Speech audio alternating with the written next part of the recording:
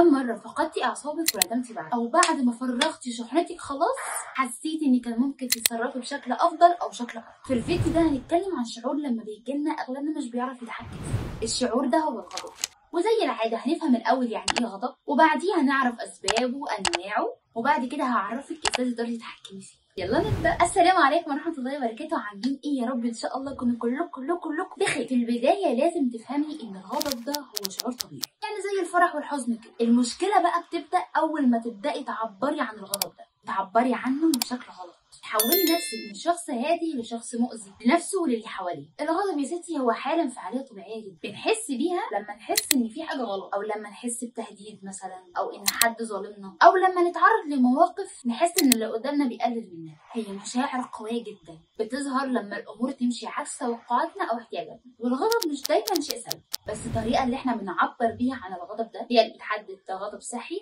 او غضب مؤذي. في علم النفس الغضب بيندرج تحت مشاعر اسمها الاستجابه الدفاعيه، ده من المخ بالتحديد في منطقه اسمها اللوزه الدماغيه، وهي دي المنطقه اللي بتتعامل مع الخطر والتهديد. بعد كده الجسم بيبدا يفرز هرمونات زي الادرينالين، فنبضنا بيعلى ونبقى مستعدين للرد والمواجهه. وزي ما قلت من شويه الغضب نوعين، في غضب مفيد او صحي وغضب مؤذي، وبرده زي ما قلت لك بيتحدد انت انهي واحده فيهم على حسب رده فعلك. اول حاجه نبدا بالغضب الصحي، هو الغضب اللي بيساعدك تفهمي نفسك وتحمي حدودك، ويمكن كمان تصلحي اللي حواليك. زي ايه مثلا؟ زي مثلا لو حصل لك موقف ان حد قلل منك، ردة فعلك كانت ايه؟ ان انت واجهتيه بهدوء، او مثلا انك اتظلمتي في شغلك فطلبتي حقك. طيب الغضب بقى المدمر او الغضب المؤذي ايه هو؟ هو الغضب اللي بيسيطر عليك وبيخليكي تاخدي قرارات عنيفه ومؤذيه لنفسك وللي حواليك، زي مثلا لما تتعصبي فتكسري حاجه، ولا ترمي حاجه، ولا تشتمي حد. وبرده الاشخاص اللي بيكبتوا الشعور ده ومش بيعبروا عنه، ده برده اسمه غضب مؤذي، وهقول لكم ازاي بعدين. طيب تعالوا نفهم مع بعض كده هو ليه الغضب ده اصلا بيجي. ساعات بيحصل مواقف، دي مواقف بتبقى ساعتها بيجي شعور الغضب،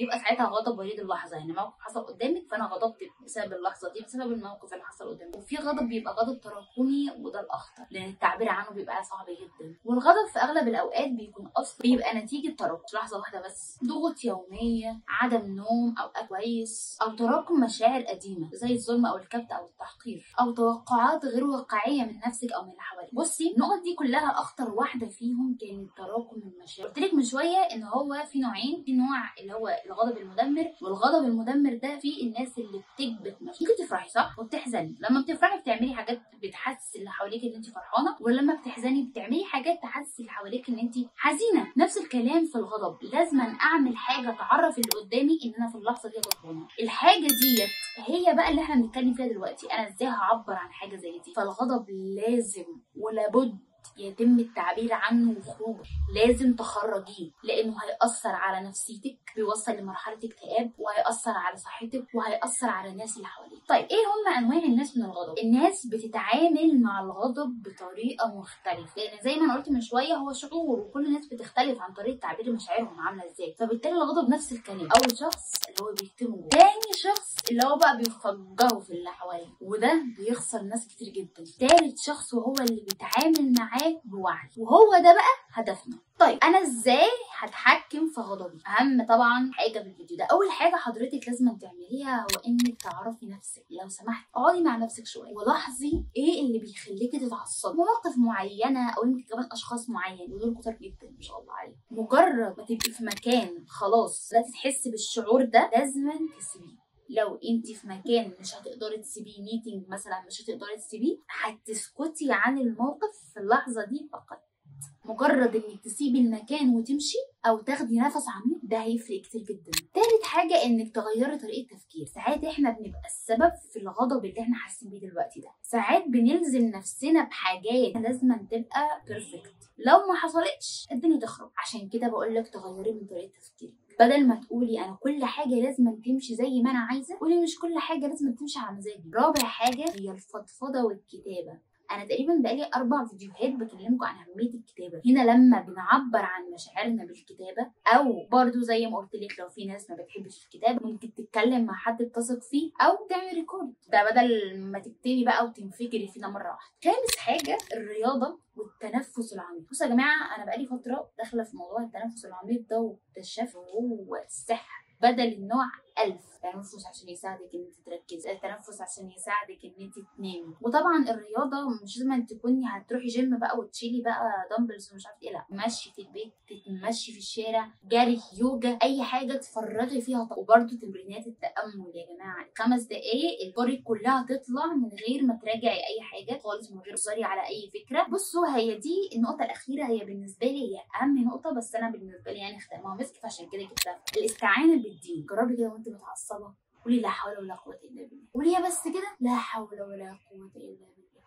انت لو مش هتقوليها كده وانا ما حول ولا قوه الا بالله. طبعا الدين اتكلم عن كل حاجه، ومن ضمن الحاجات دي اتكلم برضو عن الغضب. فعشان كده في الدين حاجات كتير قوي نقدر نعملها تخرجنا من هذا الشعور. طبعا النبي صلى الله عليه وسلم صحته ان احنا لو انت بتعصب، لو انت في مكان ممكن تسيبه، لو انت قاعد ممكن تقف، ممكن تدخل تتوضى، هديتي خلاص صالح. احنا بنتعصب يا جماعه بنقول الكلام وافتكروا ان الكلمه لما بتتقال ما بترجعش. اللي انت عملتيه اللي انت مسؤوله عنه. لو انت لسه بتفرغي الشحنه دي بشكل خاطئ لازم تصلحي اللي انت بتعمليه. ما ينفعش نسيب كده ونقول انا اعمل ايه، ما هم اللي عصبوني. لا، هم عصبوكي خلاص، ما ده طبيعي، ده شعور جالك، انت الغلط منك التعبير اللي انت عملتيه بعد الغضب. فمهما كنتي عندك حق، طريقتك في الكلام لو كانت جارحه اللي قدامك مش هيسمعك اصلا. فلو فعلا غلطتي اعتذري، وبرده لو حد غلط فيكي في اللحظه دي انت كمان سامحي. وفي النهايه خليني افكرك بحديث النبي صلى الله عليه وسلم، صلي عليه. قال رسول الله صلى الله عليه وسلم: ليس الشديد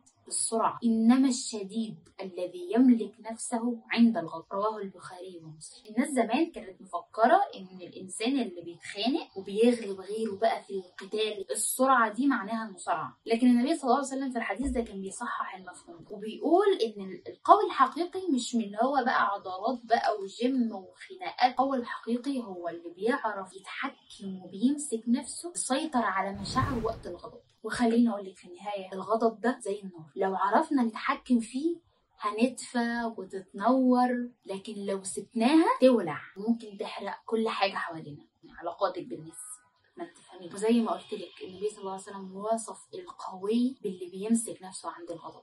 عشان كده العاده دي محتاجه صبر، محتاجه تدريب كتير. لو وقعت مره هحاول التانيه، وقعت التانيه هحاول التالته، هفضل احاول لحد ما اقدر اتحكم نفسي في العاده دي. وصدقيني النتيجه تستاهل. راحه نفسيه، علاقات اقوى، وتحكم في ذاتي. وبس كده انا خلصت الفيديو النهارده. لو عجبكم الفيديو ما تنسوش تدعموني وتشتركوا في القناه وتعملوا لايك وسلموا عليا في الكومنتات. ولو في اي حد انت عارفه ان هو محتاج يسمع الكلام دوت وبيتعصب وبيتخانق على طول، ابعتي لي الفيديو ده.